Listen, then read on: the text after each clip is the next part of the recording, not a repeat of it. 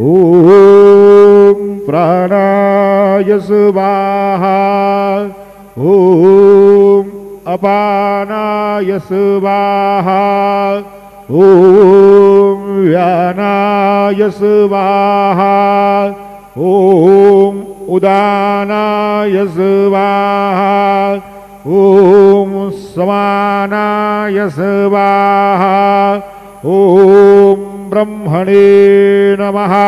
नैवेद्यमध्ये पानीयं समर्पयामि पुनर्नैवेद्यं निवेदयामि।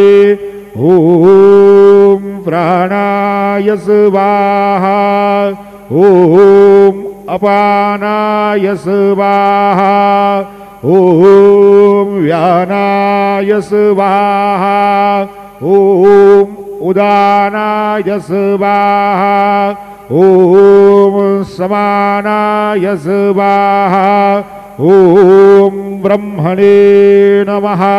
नैवेद्यं समर्पयामि हस्तप्रक्षालनं समर्पयामि मुखप्रक्षालनं समर्पयामि। सद्गुरु साईनाथ देवताभ्यो नमः। चरणकमले प्रार्थनापूर्वक नमस्कारं करोमि तथा च मङ्गलनीराञ्जनदीपं दर्शयामि।